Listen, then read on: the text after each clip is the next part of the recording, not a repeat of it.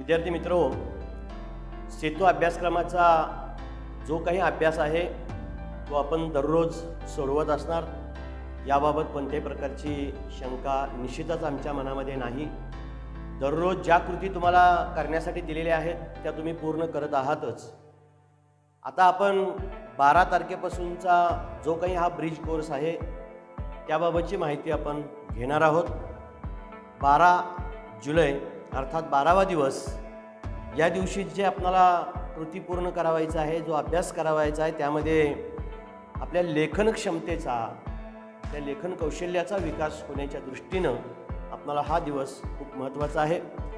आपल्या दिलेल्या विषयावरती ज्या काही तुमच्या मनातले भाव असतील, विचार असतील, ज्या काही कल्पना असतील त्या तुम्हाला मांडता आल्या पाहिजेत. आणि म्हणून आपल्याला लेखन विभागामध्ये मग कथालेखन आहे, जाहिरात लेखन आहे, निबंध लेखन आहे, पत्रलेखन आहे, अशा सर्वांचा समावेश केलेला आहे. दिलेल्या विषयामध्ये तुमच्या विचारामध्ये ज्या काही भावना असतील त्या मांडण्याचं जे कौशल्य आहे ते तुम्हाला आत्मसात करता आलं पाहिजे. तुमच्या कल्पनामधले जे काही मत असतील तेही मांडता आलं पाहिजे आणि त्याचं लेखन करता आलं पाहिजे. अशा प्रकारचा हा उद्देश आपल्या या लेखन विभागामधून दिसून येतो. आणि लेखन करत असताना काही ज्या गोष्टी लक्षात ठेवावयाच्या आहेत त्याही आपण यापूर्वी पाहिलेल्या आहेत. म्हणजे कथालेखन करत असताना, पत्रलेखन करत असताना किंवा निबंध लेखन करत असताना ज्या बाबी आपल्याला लक्षात ठेवावयाच्या आहेत तेही या निमित्तानं आपण पुन्हा अभ्यास करणार आहोत. लेखन करत असताना म्हणी असतील, वाक्प्रचार असतील, सुभाषित असतील किंवा एखाद्याचा कल्पना विस्तार करत असेल त्यामध्ये यांचा समावेश आपणाला ज्या त्या ठिकाणी करता आलं पाहिजे आणि हे आपलं कौशल्य असते. ज्या काही विषयावरती आपलं मत आम्हाला मांडायचं आहे ते मांडत असताना या म्हणींचा, सुभाषितांचा, सुविचारांचा समावेश करता आला पाहिजे. आणि या बाबी आम्हाला आठवण्यासाठी आपणाला वाचनाची सवय लागली पाहिजे. आणि या उद्देशानं आपण दररोज नवनवीन गोष्टींचं वाचन हे करावं, या दृष्टीनं सुद्धा आपण प्रयत्न करावयाचा आहे. आता आपल्याला या 12व्या दिवसातली जी कृती करायची आहे ते या आपल्या लेखन क्षमतेवरती आधारितच आहे. आता आपल्यासमोर जे पान दिसत आहे त्यामध्ये तुम्हाला काही चित्र दिसत आहेत. त्या चित्रातले प्राणी पहा, त्या चित्रातला प्रसंग पहा. ते चित्र नेमकं कोणत्या ठिकाणचं आहे त्याचं बारकाईनं निरीक्षण करायचं आहे. आणि आता कृती काय करायची आहे, ज्या आपल्याला संकल्पना पूर्ण करायची असली पहिली संकल्पना आहे की जाणून घेऊया. आपल्याला जाणून घ्यायचं आहे की या चित्राचं आपल्याला निरीक्षण करता आलं पाहिजे. तुमचं निरीक्षण किती सुंदर आहे हे या निमित्तानं समजणार आहे. आता आपण काय करायचं आहे तर या चित्राचं निरीक्षण केल्यानंतर त्याच्या खाली 4 प्रश्न दिलेले आहेत. आता याला अनुसरून तुम्ही उत्तर लिहिणार आहात. तर त्यासाठी पहिल्यांदा तुम्हाला या चित्रांचं निरीक्षण करा. आता निरीक्षण करत असताना तुम्ही तुमच्या घरातल्या आईवडिलांशी चर्चा करू शकता किंवा फोनवरून तुमच्या मित्रांशी चर्चा करू शकता. आणि मग या चित्रामध्ये नेमकं काय वर्णन केलेलं आहे, त्या चित्रामध्ये पात्र कोणकोणती आहेत, त्यांच्यामध्ये नेमकं काय संभाषण सुरू झालेलं असेल, ते नेमके कोणत्या ठिकाणी एकत्र आलेले असतील, ते प्राणी काय आहेत, त्या चित्रामध्ये अजून तुम्हाला काय काय दिसतं आहे याचा पहिल्यांदा आपण विचार करणार आहोत. असे काही मुद्दे आपण काढू शकतो की या नेमकं चित्रामध्ये काय काय आहे. आणि त्या चित्राचं निरीक्षण केल्यानंतर, त्या मुद्द्यांचा अभ्यास केल्यानंतर एक संकल्पना तुमच्यासमोर उभी राहील की हे एका कथेचं विषय मांडण्यात आलेलं आहे. आता कथा म्हणली की तुमच्या सर्वांच्या लक्षात आलं असेल की सर्वांनाच कथा ही आपल्याला आवडत असते. आपण लहान मोठ्यांच्या, थोरांच्या कथा आजपर्यंत ऐकलेल्या आहे. शाळेमध्ये सुद्धा आपण कथा सांगितलेल्या असाल. तर कथा म्हटली की तुमच्या सगळ्यांच्या आवडीचा हा विषय आहे. नवनिर्मिती असेल, सृजनशीलता असेल, नाविन्य असेल, कल्पना असेल, त्या सगळ्यांचा एक सुंदर मिलाप आपल्याला या कथेमध्ये दिसून येत असतो. आणि म्हणून ही कथा खूप महत्त्वाची आहे. तर या एकूण 8 चित्रांचा आपल्याला बारकाईनं अभ्यास करायचा आहे. आणि मग त्यामध्ये एकूण 4 जे प्रश्न आहेत त्या 4 प्रश्नांची उत्तरं द्यायची आहेत. आता इथं प्रश्न देताना खालीवर झालेला आहे. त्यामधला पहिला प्रश्न आहे, सोबतच्या चित्रकथेमध्ये ठिकाण कोणते आहे. त्यांनी 4 पर्याय दिलेला आहे. एकंदरीत चित्रांचं निरीक्षण केल्यानंतर तुमच्या लक्षात येऊ शकतं की हे ठिकाण कोणतं असेल. त्यासाठी गाव, बाग, सर्कस आणि जंगल. तर याचं उत्तर तुम्ही लिहिणार आहात. या चित्रकथेवर आधारित दुसरा प्रश्न आहे, सोबतच्या चित्रकथेमध्ये कोणकोणते प्राणी आले आहेत याची यादी करायची. आता चित्र पाहिल्यानंतर तुम्हाला त्यातली प्राण्यांची नावं सांगता आली पाहिजेत आणि मग ती यादी करणार आहात. तिसरा प्रश्न आहे, सोबतच्या चित्रकथेला काय नाव द्या. सर्व चित्र पाहिल्यानंतर निश्चित तुम्हाला ती कथा आठवलेली असेल. त्या कथेमध्ये काय काय झालेलं होतं ते तुमच्या लक्षात आलं असेल, कारण ही कथा खूप पूर्वीपासून आपण ऐकत आलेलो आहोत आणि त्यामुळं या चित्रकथेला तुम्हाला नाव द्यायचं आहे. तुम्ही विचार करायचं की या घटना नेमकं काय झालेलं असेल आणि मग या संपूर्ण चित्रकथेवरनं जी कथा तुम्हाला आठवलेली आहे त्याला आपण नाव काय द्यायचं आहे, तर ते नाव आपण देणार आहोत. आणि चौथा प्रश्न आहे, सोबतच्या चित्रकथेचे निरीक्षण करून कथा लिहायची आहे तुम्हाला. त्यामुळे हे कौशल्य आहे तुमचं. तुमच्या कल्पनाशक्तीला इथं वाव मिळणार आहे, तुमच्या विचाराला इथं स्वातंत्र्य आहे. तुम्ही मांडायची आहे ती कथा. चित्र पाहिली, लक्षात आलं की या नेमकं कथेमध्ये काय आहे, कथेचा विषय काय आहे आणि त्याप्रमाणे आपल्याला ती कथा मांडायची आहे. त्यामुळे इथं प्रत्यक्षात तुम्हाला कथा ही लिहावयाची आहे. हा झाला पहिला भाग, जाणून घेऊया. आता यानंतरचा जो दुसरा भाग आहे तो याच दिवशी आपण पूर्ण करणार आहोत, ते म्हणजे सक्षम बनूया. आता सक्षम बनूया यामध्ये काय करायचं आहे, तर पुन्हा एक तुम्हाला खाली कथेचा भाग दिलेला आहे आणि त्या मुद्द्यांचं आपल्याला वाचन करायचं आहे आणि त्या वाचनावरून आपल्याला ती कृती पूर्ण करावयाची आहे. आता सर्वसाधारणपणे आपण कथा आणि कथालेखन या बाबीचा अभ्यास करत असतो, तेव्हा कथा लिहित असताना ज्या काही बाबी आपल्याला लक्षात ठेवायच्या आहेत त्यामध्ये सर्वसाधारणपणे दिलेले जे काही मुद्दे असतील, दिलेले जे काही घटक असतील किंवा एखाद्या कथेचा शेवट असेल, एखाद्या कथेचा सुरुवात असेल, हा सगळा आपल्याला विचारपूर्वक लक्षात घ्यावयाचा आहे. आणि त्या कथेची एक मध्यवर्ती कल्पना असते, त्याला आपण कथाबीज म्हणतो. कथेचा एक विषय असतो कथाबीज. तर तो विषय काय आहे हे समजावून घेऊनच आपण कथा लिहावयाची असते. कथेला योग्य अशा प्रकारचं शीर्षक आपल्याला द्यावयाचं असतं. कथेचा जो विषय आहे, जे कथाबीज आहे, त्याची मांडणी आपल्याला व्यवस्थित करता आली पाहिजे. आणि ज्या पद्धतीने मगाशी मी तुम्हाला सांगितलं की कथा मांडणी किंवा कथेचं लेखन करत असताना म्हणी असतील, सुविचार असतील किंवा काही चांगल्या बाबी असतील, त्याचा उल्लेख आपल्याला या कथेमध्ये करावयाचा असतो. आणि सगळ्यात महत्त्वाची म्हणजे कथा लिहित असताना ती कथा आपल्याला भूतकाळामध्ये लिहावयाची असते. आणि म्हणून कथेचा जो सुरुवातीचा भाग असेल, त्याचा मध्य असेल आणि शेवट असेल, या बाबी आपल्याला एकदा विचारपूर्वक मनामध्ये ठेवून मग त्या कथेच्या लेखनाला आपण सुरुवात करायची आहे. कथालेखन करत असताना आपली भाषा, त्या घटनेचा ओघ कसा आहे, या सर्व बाबी विचारपूर्वक मांडावयाच्या आहेत. आणि ही चित्रकथा आपण लिहित असताना याही बाबींचा विचार करणार आहोत. आणि इथं जो मुद्दा दिलेला आहे तो मुद्दाही आपण लक्षात घेणार आहोत. या गावात एक म्हातारी, पती आजाराने ग्रस्त होता, मोलमजुरी, म्हातारी स्वाभिमानी, जंगलात लाकडे तोडून दमली, लाकडांची मोळी बांधली पण मोळी उचलली जाईना, वैतागली, देवाला विनवणी, देवा आता या उतार वयात ही मोळी जर माझ्या हाताने उचलली जात नसेल तर मला तरी उचल बाबा. मृत्यूदेव हजर होताच घाबरणे, मला आताच मरायचं नाही, मी जर मेले तर माझ्या आजारी पतीची सेवा कोण करेल. समर्थता दर्शवते, पूर्ण ताकदीने लाकडाचा भारा उचलून घरी जाणे. त्या कथेचा विषय पहिल्यांदा आपल्याला समजून घ्यायचं. नेमकं ती म्हातारी, मग देव प्रसन्न होणं, तिच्या समस्या, त्याच्या पूर्वार्धाचा काय भाग असू शकतो, ही घटना घडत असताना नेमक्या कोणकोणत्या बाबी किंवा कोणते संवाद झाले असतील याचाही विचार तुम्हाला करावा लागणार आहे. आणि मग याच्या शेवटाकडे जात असताना नेमकं यातनं तात्पर्य काय आहे हे तात्पर्य त्या ठिकाणी दिलेलं आहे. जीवनापासून पळ काढणे म्हणजे समस्येचे निरसन नाही, संघर्षाला सामोरे जाणे, संघर्ष करत राहणे, आपले नित्यकर्म करत राहणे, यातच मानवी जीवनाचे सूत्र बांधले आहे. या तात्पर्यावरनं ही नेमकी कथा काय असू शकते याचा अंदाज हा आपल्याला बांधता आला पाहिजे. आणि मग यावर आधारित जी कृती आपल्याला घ्यायची आहे ती म्हणजे आपल्याला त्या कथेचा काळ कोणता असेल हे लिहायचं आहे. कथेतील पात्र कोणकोणते असतील हे लिहावं लागणार आहे. कथेचं तात्पर्य दिलेलं आहे. कथेतील घटना कोणत्या, त्या घटनेची माहिती आपल्याला लिहायची आहे आणि कथेचं शीर्षक आपल्याला सांगावयाचं आहे. तर अशा पद्धतीने हे दुसरा जो भाग आहे या दुसऱ्या भागाचं सुद्धा लेखन आपल्याला याच दिवशी करावयाचं आहे. याच दिवसाचा तिसरा जो भाग आहे, तिसरी संकल्पना जी आहे ती सराव करूया. तर पुन्हा एक तुम्हाला इथं चित्र दिसत आहे पहा, त्या चित्राचं निरीक्षण करा. त्याच्यावर आधारित कथा आपल्याला लिहायची आहे, त्याला योग्य शीर्षक द्यायचं आहे. आणि तात्पर्य आणि मन ओळखायचे. आता मन ओळखायचे म्हणजे काय करायचं आहे, तर ही कथा पाहिल्यानंतर त्यात एकूण 3 चित्र आहेत. ती 2 मुलं निरीक्षण करत आहेत आणि तिथे एक घटना घडती आहे. त्या घटनेवरती एक मन आहे, ती मन आपल्याला शोधायची आहे.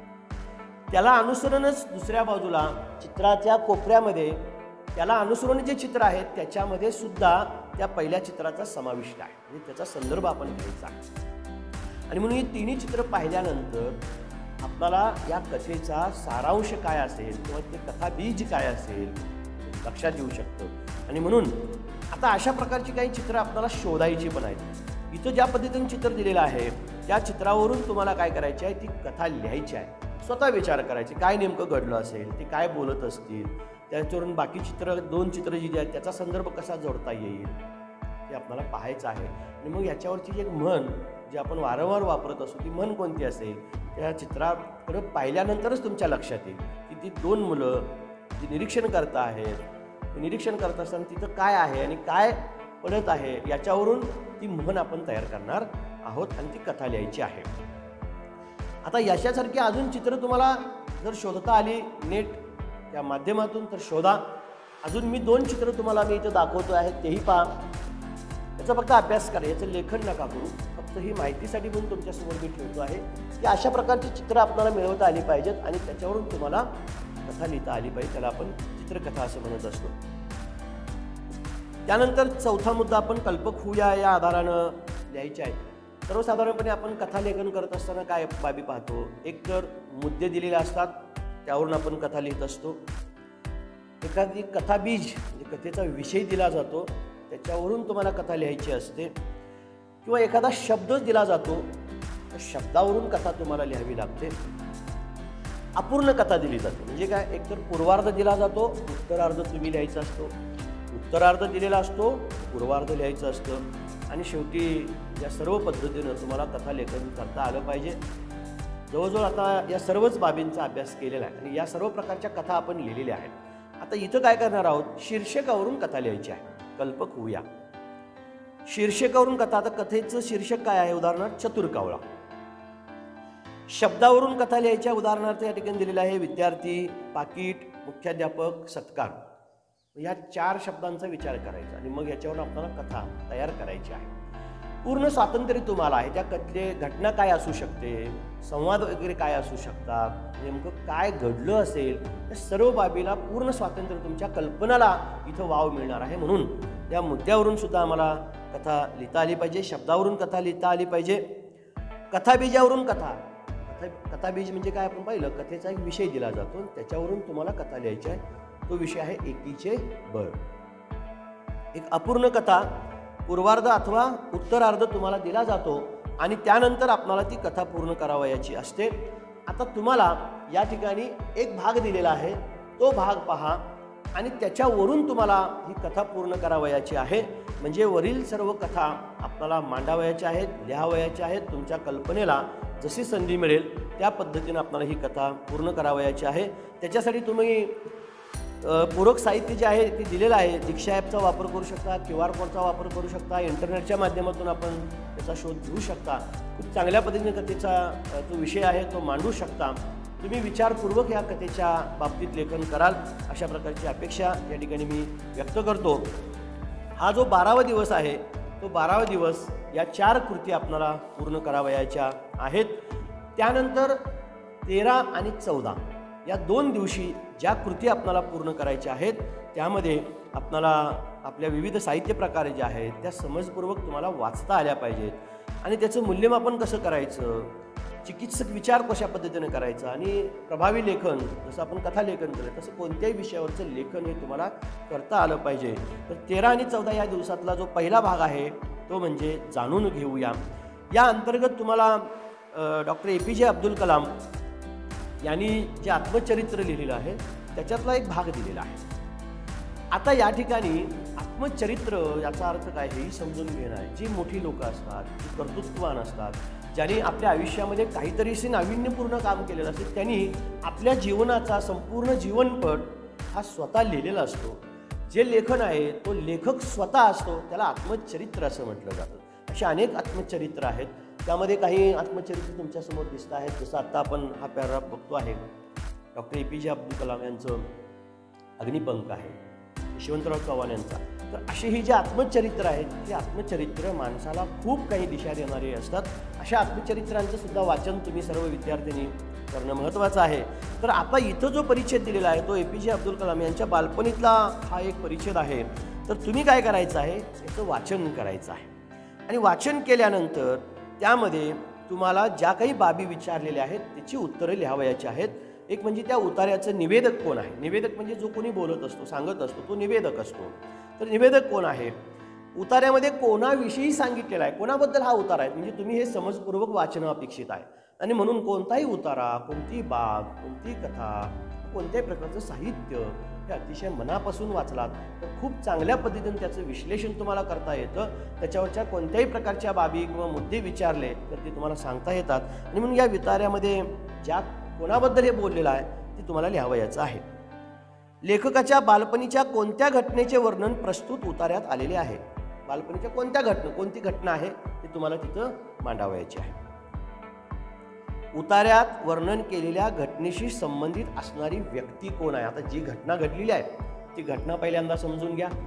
आता ती घटना जी घडलेली आहे त्याच्याशी संबंधित कोण आहे, जी लेखकाने जे सांगितले ती व्यक्ती कोण आहे हे तुम्हाला त्या व्यक्तीचं नाव लिहायचं आहे. आणि पुढं त्या घटनेशी संबंधित असणाऱ्या व्यक्तीचे पण विशेष तुम्हाला सांगा, म्हणजे मांडणी जी त्यांनी लेखकाने केलेली आहे तो उतारा वाचत असताना त्या व्यक्तीबद्दल त्यांनी काय बोललेलं आहे, त्या व्यक्तीचं विशेष काय आहे ते तुम्हाला सांगता आलं पाहिजे. या निमित्तानं तुमच्यातले काही गुणविशेष, गुणदोष ते तुम्हाला मांडता आले पाहिजेत. उतार्यात लेखकानं स्वतःबद्दलची कोणती विशेष बाब सांगितली, इथं स्वतःबद्दल काय बाब सांगितलेली आहे हे लिहिता आलं पाहिजे. म्हणजे उतारा वाचल्यानंतर तुम्हाला त्या साहित्य प्रकार असेल, जे काही तुमचं वाचन असेल त्याच्यावर तुम्हाला स्वतःचे मत, स्वतःचे विचार मांडता आले पाहिजेत. आणि त्या अनुषंगानं खूप छान उतारा दिलेला आहे. त्यामुळे त्याचं विश्लेषण समजपूर्वक वाचन करून त्याचे अंदाज बांधून त्यातल्या नेमक्या घटना, त्या घटनेतल्या व्यक्ती, त्या व्यक्तींचे विशेष तुम्हाला सांगता आले पाहिजे. त्यानंतर दुसरा भाग सक्षम बनूया. तर यामध्ये काय करायचं आहे, तर आता इथं जो उतारा आहे तो उतारा याच्यावरून काही अंदाज आपल्याला बांधायचे आहेत. तर त्यावरून काय करायचं आहे, आपण वेगवेगळे उतारे असे शोधता आले तर निश्चितपणाने शोधू शकता. आणि मग त्या लेखकाच्या स्वतःच्या व्यक्तिमत्वाचं दर्शन किंवा लेखकाचे जीवनविषयक जे काही अनुभव असतील ते तुम्हाला लिहिता आलं पाहिजे. लेखकाने विविध घटकाविषयी, व्यक्तीविषयी किंवा प्रसंगाविषयी व्यक्त केलेले विचार, लेखकाच्या संबंधित काळातील वातावरणाचे केलेले वर्णन आणि आत्मचरित्रात लेखक हा स्वतः केंद्रस्थान आहे. स्वतःच्या जीवनात घडलेल्या ज्या काही घटना असतात तो आत्मचरित्राचा भाग असतो. म्हणून लेखक हा स्वतःच त्या ठिकाणी स्वतःच्या जीवनामधले ज्या काही घटना असतील, त्या घटनेतलं वर्णन असेल, ते प्रसंग असतील, त्यावेळेचं वातावरण असेल, सगळ्या घटनेचा समावेश त्या लेखनामध्ये करत असतो. आणि म्हणून तुम्ही असे काही उतारे जे असतात असे उतारे निश्चित शोधा. हा जो उतारा दिलेला आहे डॉक्टर कलाम यांचं बालपण, याचाही संदर्भ घेऊ शकता किंवा तुमच्या नेटच्या माध्यमातून गुगल सर्च करून आपल्याला अशी काही जर पुस्तकं मिळाली तर त्यातले काही उतारे बघा. त्यातून मग या 4 मुद्द्याविषयी आपल्याला जे काही लिहिता येत असेल तर ते लिहिण्याचा प्रयत्न आपण करणार आहोत. त्याच्यानंतरचा जो मुद्दा आहे, चला सराव करूया. आता हा जो सराव करूया जो परिच्छेद दिलेला आहे तोही आत्मचरित्रातलाच भाग आहे. आता अण्णांचा निरोप घेऊन मी घरी आलो. तिसऱ्या दिवशी अण्णांच्या भेटीस गेलो असता मोडक्या टेबलावर तुटक्या खुर्चीत बसून एका दांडीला धागा बांधलेल्या तुटका चष्मा डोळ्याला लावून अण्णा लिहित होते. आता हा कोणाच्या संबंधित पाठ आहे याची थोडी माहिती तुम्हाला मी देतो. 8वीला 7वा जो पाठ आहे, अण्णाभाऊंची भेट, जो विठ्ठल उमाप यांनी लिहिलेला आहे.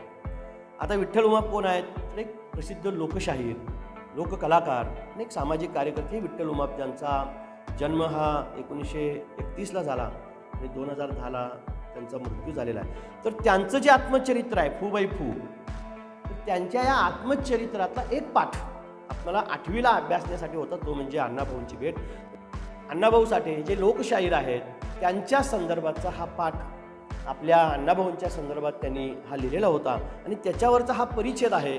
आणि तो परिच्छेद या ठिकाणी आपण वाचणार आहात आणि त्याच्यावर आधारित ज्या काही कृती आपल्याला पूर्ण करावायच्या आहेत त्या कृती या ठिकाणी तुम्हाला दिसत आहेत ते आपण पूर्ण करणार आहोत.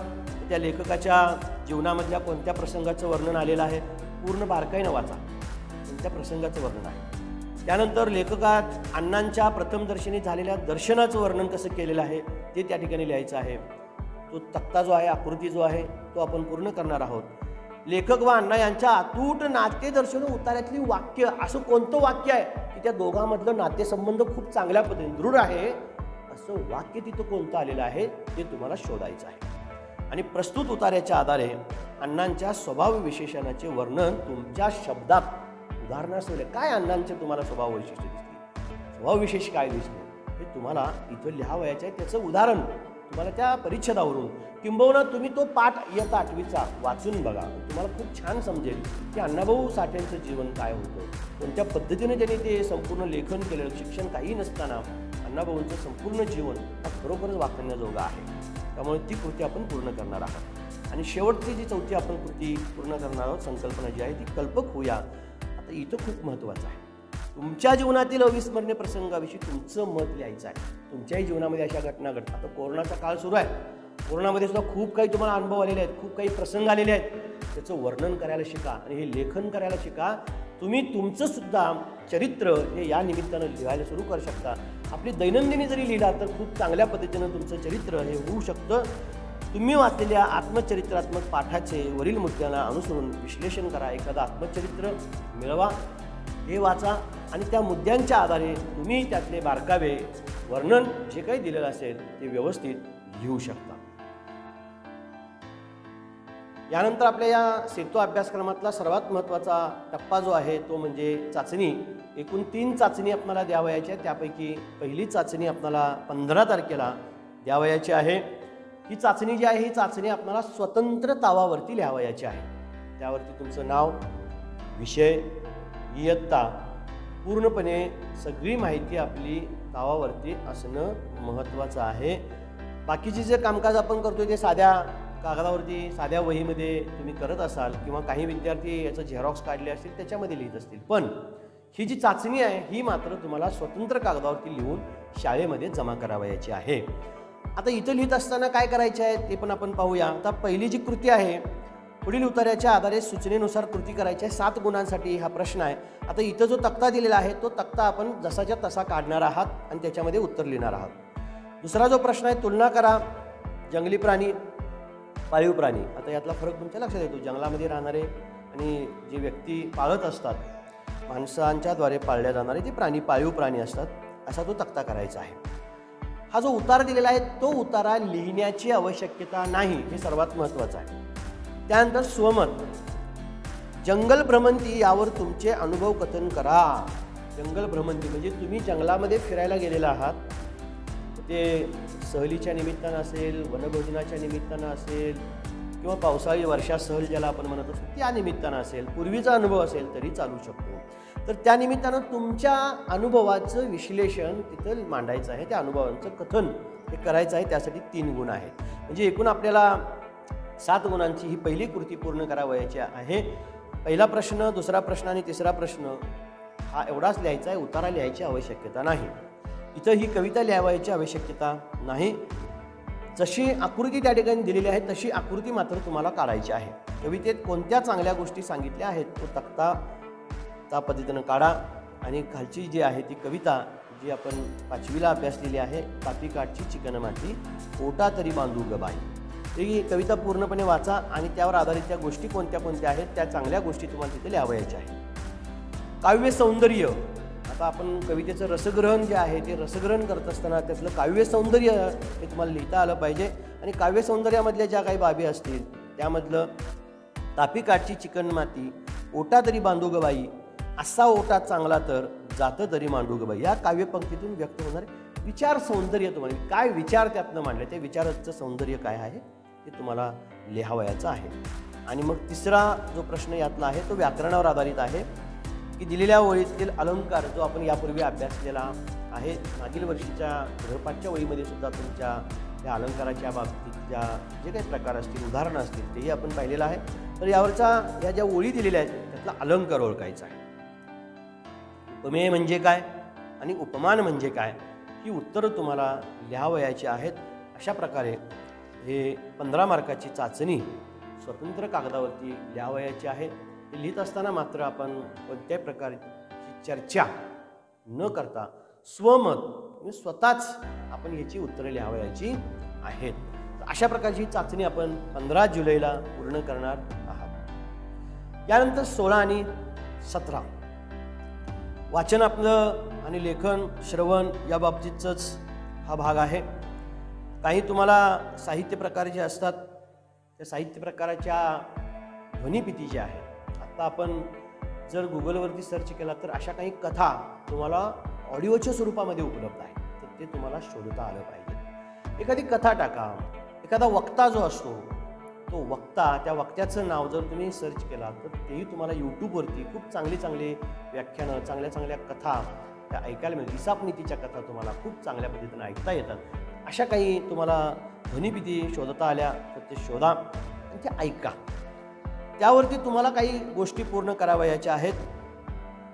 तर या निमित्तानं आपल्याला 16 आणि 17 तारखेला काय करावयाचं आहे, पहिले जाणून घेऊया. या संकल्पनेवर आधारित एक कविता दिलेली आहे. ती कविता आपण समजून घ्यायची आहे. तुमच्या मित्रांशी फोनवरून चर्चा करू शकता, आपल्या शिक्षकांशी चर्चा करू शकता आणि मग आपल्याला गद्य आणि पद्य म्हणजे गद्य उतारा असतो आणि पद्य कविता यातले नेमका काय फरक असतो ते तुम्हाला मांडता आलं पाहिजे, सांगता आलं पाहिजे. फरक काय आहे तेही तुम्हाला या निमित्तानं सांगता आलं पाहिजे. एखादी कविता दिल्यानंतर ती कविता वाचायची कशी, म्हणजे आरोह अवरोह कविता सादर कशी करायची असते, त्याला चाल कशी लावायची, गेयता तुमच्यामध्ये आली पाहिजे. तर ही कविता जी आहे ही कविता खूप सुंदर आहे. तुम्ही एक कृती याच्या निमित्तानं करायची आहे. ही कविता तुम्हाला जसं म्हणता येईल तशी गेय स्वरूपामध्ये कविता सादर करायची आहे. ऑडिओ स्वरूपामध्ये, व्हिडिओ नका करू, ऑडिओ करा आणि ती आपल्या विषय शिक्षकांना पाठवावयाची आहे. आता विद्यार्थी मित्र हे पूर्णपणे एक लक्षात घ्या, तुम्हाला ह्या ज्या कृती करण्यासाठी सांगितलेल्या आहेत त्या कृती पूर्ण करून तुमच्या शिक्षकांच्यापर्यंत पोचवायच्या आहेत. तेव्हा ही कविता तुम्हाला जशी सादर करता येईल तशी सादर करून त्याची ऑडिओ क्लिप आपल्या शिक्षकांना पाठवावयाची आहे. त्यानंतर पुन्हा सक्षम बनूया या अंतर्गत इथं जी काव्य दिलेलं आहे त्या काव्याचं सुद्धा आपण वाचन करणार आहात. आता ती कविता वाचन झाल्यानंतर त्याच्या खाली ज्या कृती दिलेल्या आहेत त्या कृती पुन्हा आपण पूर्ण करावयाच्या आहेत. त्यामध्ये कवितेत कोणत्या शब्दामुळे लय निर्माण झाली, लयबद्धता आपण जे म्हणतो, कोणते शब्द आहेत असे आहेत की तिथं लय तयार झालेली आहे. कविता आपण जेव्हा ऐकत असतो ही कवितासुद्धा तुम्हाला यूट्यूबवरती मिळू शकते. मग ती कविता ऐकत मला इथं कोणते शब्द आहेत की तिथं लय तयार ते शब्द आपण लिहायचे आहे.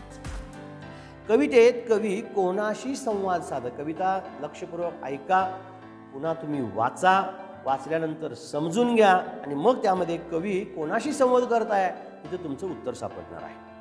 कवितेत निसर्गातील कोणकोणते घटक आहे आपण सहजतेने विचार करू. निसर्गातले कोणकोणते घटक आहेत याची तुम्हाला माहिती आहे, पण कवितेमध्ये कोणते असे घटक आलेले आहेत ते तुम्हाला मांडावयाचं आहे. कवितेत आलेले नाम आणि विशेषण यांच्यात जोड्या सांगायचं. जसे गोजीराम, नाम, सर्वनाम, विशेषण, क्रियापद या शब्दांच्या जाती आपण खूप वर्षापासून अभ्यासत आहोत. तर आता या कवितेमध्ये असे कोणती नाम आहेत, त्याला कोणतं विशेषण आलेलं आहे. जसं हुशार मुलगा, तसं तुम्हाला या कवितेमध्ये असं कोणतं नाव आहे आणि त्याला त्यांनी काय विशेषण लावलेलं आहे ते तुम्हाला शोधायचं आहे. कवितेतील यमकाच्या जोड्या लिहायच्या आहेत. यमक जोड्या म्हणजे समान अक्षर जे शेवटी येत असतं ते यमक असतं. तर तशा कोणत्या जोड्या इथं आलेल्या आहेत अशा सगळ्या कृती तुम्हाला पूर्ण करावयाच्या आहेत. या कवितेचा आशय तुम्हाला समजून घ्यायचा आहे. एकंदरीत या कविता तुम्हाला ऐकता आल्या पाहिजेत. अशा प्रकारच्या अन्य कविता तुम्हाला या निमित्तानं जर ऐकता आल्या तर तेही ऐका. ही कविता तुम्हाला चालीत सादर करता आली पाहिजे. यासाठी यूट्यूबवरती तुम्ही त्याचं सर्च करू शकता. निश्चित तुम्हाला त्याचा शोध मिळणार आहे, कारण खूप चांगल्या पद्धतीने या कविता त्या ठिकाणी आपल्याला उपलब्ध आहेत. तर तुम्ही ही कविता शोधून त्या पद्धतीनं सादर करण्याचा प्रयत्न करावयाचा आहे. त्यानंतर सराव करूया. आता या ठिकाणी सराव करूया याच्या अंतर्गत ही जी कविता आपल्याला दिलेली आहे त्या कवितेवर आधारित पुन्हा आपल्याला काही कृती पूर्ण करावयाच्या आहेत. कवीची आणि गवत फुलाची भेट झाली ते ठिकाण म्हणजे बागेत आहे, कवीच्या घरी आहे, माळावर आहे की शाळेत आहे हे आपल्याला शोधावयाचं आहे. आणि आकृतीबंध जो आहे तो पूर्ण करायचा आहे. कवीने गवत फुलाला जी काही उपमा जे विशेषण दिलेलं आहे ते तुम्हाला लिहावायचं आहे आणि एका शब्दात उत्तर द्यायचं आहे, म्हणजे गवत फुलासाठी झोपाळा झालेला जे काही असेल ते, आणि गवत फुलाला अंगाई गीत गाऊन झोपी लावणारी कोण आहे, हे एका शब्दामध्ये आपल्याला उत्तर द्यायचं आहे. आणि यातली जी शेवटची संकल्पना आहे ती म्हणजे कल्पक होऊया. तर यामध्ये पाठ्यपुस्तकामध्ये आपल्या ज्या काही कविता असतील त्या कवितेमध्ये अशी कोणत्या कोणत्या कविता आहेत ज्याचं निसर्गाचं वर्णन केलेलं आहे, तर अशा कविता आपल्याला शोधायच्या आहेत. त्या कवितेचं काय विषय आहे, ज्याची मध्यवर्ती कल्पना काय आहे, त्या कवितेचा आशय काय आहे ते आपल्याला सांगता आलं पाहिजे. आणि त्याचबरोबर तुम्ही काही असे अनुभव घेतलेल्या कविता असतील किंवा यापूर्वी शिकलेल्या काही कविता असतील, तर त्या कवितेमध्ये अशा काही विशेष महिन्यांचं वर्णन केलेल्या कविता असतात, जसं वसंत ऋतूच्या बाबतीत असेल किंवा अन्य महिन्याच्या बाबतीत काही कविता आहेत का, त्या कवितेमध्ये त्या महिन्यांचं काही वर्णन आलेलं आहे का, अशा कोणत्या कविता आपल्याला शोधता येतात का, तर तेही या निमित्तानं आपण शोधावयाचं आहे.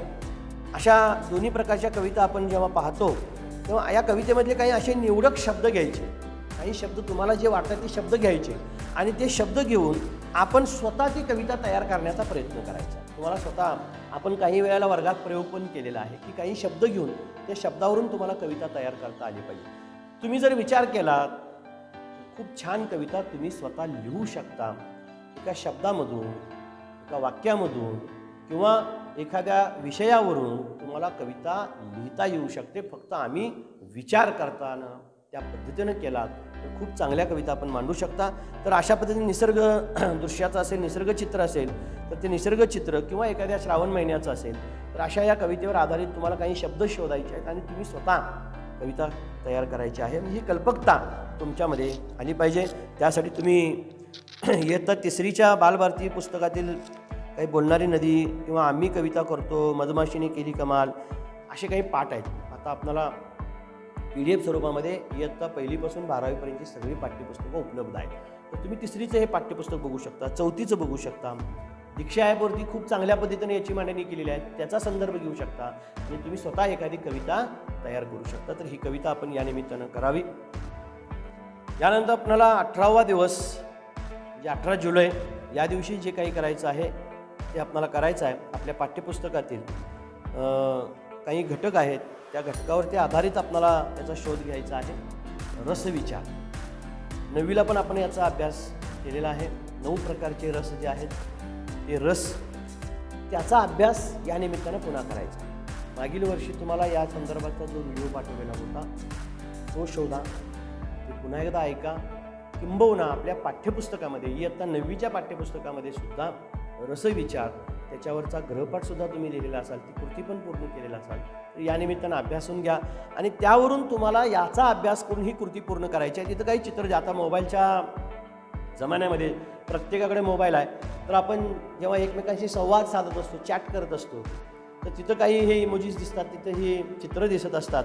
तर याचा संदर्भ तुम्ही कायम वापरत असता आणि त्याचा वापर करत असता. आता इथे काही चित्र दिलेले आहेत. पहिलं चित्र आहे दुःख. ते चित्र पाहिल्यानंतर लक्षात येते की या व्यक्तीला दुःख झालेलं असेल. आपण एखाद्याला जेव्हा ते चित्र पाठवतो म्हणजे आपल्याला आपल्या भावना व्यक्त करत असताना केवळ चित्राच्या माध्यमातून पाठवत असतो. म्हणजे संवाद साधत असताना प्रत्येक वेळेला भाषा, शब्द अपेक्षित नाहीत, तर काही चित्र किंवा आपल्या भावना, आपल्या चेहऱ्यावरचे हावभावसुद्धा समोरच्याला समजू शकतात की या व्यक्तीच्या मनामध्ये सध्या काय आहे किंवा याच्या मनातले भाव काय असू शकतात, हे या चित्रावरून सुद्धा आपल्याला समजू शकतं. तर हे चित्र आपल्याला दिसत आहेत. मग दुःख असेल, भय असेल, आनंद असेल, विस्मय, आश्चर्यचकित झालेला असेल किंवा त्याच्या मनामध्ये शंका असतील, एखाद्याला राग आलेला असेल, शोक व्यक्त करत असेल, उत्साह असेल किंवा कंटाळा आलेला असेल, तर असे काही चित्र ह्याच्यापेक्षा वेगळी पण तुमच्या मोबाईलमध्ये आहेत. तर असे जे मनातले भाव व्यक्त करणारी जी चित्र असतील तर ती चित्र चे स्क्रीनशॉट मारून आपण आपल्या संग्रही ठेवायचे आहेत. त्यामधून मानवाचे जे स्थायी भाव असतात ते स्थायी भाव या निमित्तानं व्यक्त होत असतात. तुम्ही वर्गामध्ये सुद्धा अशा प्रकारचे भाव व्यक्त करत असता. काही वेळेला तुमच्या मनामध्ये दुःख असतं, त्यावेळी तुमचा चेहरा कसा असतो. तुम्ही जेव्हा आनंदात असता त्यावेळी तुमचा चेहरा हसरा असतो. चेहऱ्यावरचे भावसुद्धा खूप काही सांगून जात असतात. असे भाव, हे स्थायी भाव व्यक्त करणारे ही काही चित्र आहेत. तर अशी चित्र आपल्याला या निमित्तानं शोधावयाची आहेत. आता इथं आपण काय करणार आहोत पहा, तर इथं उदाहरण दिलेले आहेत की गणेश आज वर्गात दुःखी दिसत होता. सध्या मानवामध्ये कोरोनाचे भय वाढले आहे. मला माझ्या मित्राला पाहून आनंद झाला. वर्गात पक्षी आलेले पाहून मला आश्चर्य वाटलं. असे वाक्य आणि मग त्याला कोणतं चित्र असेल तर त्याच्यासाठी कोणता आपल्याला चित्राचा समावेश करावा लागेल हे आपल्याला शोधावयाचं आहे. अशी काही वाक्य तुम्ही तयार करा, त्यावरून कोणतं चित्र आहे हे तुम्ही मांडण्याचं. व्हॉट्सॲपवरून तुम्ही पाठवू शकता. ते वाक्य लिहायचं आणि त्याच्यासाठी कोणता आपल्याला चित्र वापरायचं. आपल्या मोबाईलमध्ये ही सगळी चित्र अवेलेबल आहेत, त्याचा वापर आपल्याला करावयाचा आहे. आता काही वेगळी उदाहरणंसुद्धा इथं दिलेली आहेत, त्याही उदाहरणांचा अभ्यास करा आणि त्याच्यामध्ये त्यातले कोणते भाव असतील ते आपण शोधावयाचं आहे. त्यानंतर सक्षम बनूया याच्या अंतर्गत जे रसविचार आहेत ते व्याकरण घटकाची संकल्पना आपण समजून घेणार आहोत. याहीपूर्वी आपण घेतलेली आहे. इथं एकूण 9 प्रकारची उदाहरणं दिलेली आहेत. ती व्यवस्थित वाचून घ्या, एकमेकांशी चर्चा करा, आमच्याशी सुद्धा तुम्ही संपर्क साधू शकता. आता ही सगळी उदाहरणं वाचल्यानंतर जी 9 रस आहेत त्या 9 रसावरनं त्यामध्ये नेमकं कोणतं रस आहे ते इथे तुम्हाला शोधावयाचं आहे. ते वाक्य लिहा, त्याच्यापुढे त्यातून कोणता भाव कोणतं रस हा दिसून येतो आपण लिहावयाचं आहे. आता रसाचे प्रकार 8, 7, 9, 5 कोणतं आहे ते तुमच्या लक्षात आलेलं असेल. अद्भुत रसामध्ये पुढील स्थायी भाव अद्भुत रसमध्ये काय आहे तो तक्ता तुमच्या समोर असेल तर तो तक्ता पूर्णपणे अभ्यासून घ्या आणि याच्यावरच्या या कृती आपणाला पूर्ण करून घ्यावयाच्या आहेत. खबरदार जर टाच मारूनी जाल पुढे चिंदड्या उडवीन राई राई एवढ्या, त्यातून कोणता भाव व्यक्त कोणता रस आहे याच्यामध्ये ते समजून लिहायचं आहे. पुढील तक्ता वाचून पुढील उदाहरण हे कोणत्या रसाचे आहे ते लिहा. आता विश्वात्मके देवे येणे वागेने तोषावे तोषोनी म्हणजे द्यावे, हे पसायदान जे आहे याच्यामध्ये कोणता रस आहे. तुम्हाला एखादी कविता वाचल्यानंतर एखादं वाक्य वाचल्यानंतर किंवा एखाद्या चारोळी वाचल्यानंतर नेमकं त्यातनं कोणता भाव व्यक्त होतो, कोणता स्थायीभाव त्या ठिकाणी दिसून येतो, त्यामधून कोणतं रसविचार आहे हे तुम्हाला सांगता आलं पाहिजे. तर या अनुषंगानं हा 18वा दिवस आपल्याला या कृती पूर्ण करून घ्यावयाच्या आहेत. त्यानंतर सक्षम बनूया या अंतर्गत 9 रसांची नावे एकाखाली एक व त्यापुढे साहित्यातील कोणतेही एक उदाहरण लिहा. जसं आता आपण पाहिलं कवितेतल्या ओळी असतील किंवा एखादी वाक्य त्यातला रसविचार. आता तुम्ही काय करणार आहात, ओळीनं ते 9 रस आहेत ते लिहा आणि त्याच्या पुढं तुम्ही अशी काही उदाहरणं तयार करावयाची आहेत. जाईने विचारित रान फुला भेटेल तिथे ग सजन मला, तर यामध्ये कोणतं रस आहे ते उदाहरण लिहायचं आहे. कोणत्या रसाचं उदाहरण आहे ते लिहा. भयानक रस कसा ओळखावा ते लिहावं, त्याचं एखादं उदाहरण तुम्हाला सांगता आलं तर ते लिहू शकता. तर तुम्ही ऐकलेली आणि पाहिलेली 10 मराठी गाणी सांगायचं आणि त्याचे रस ओळखायचे.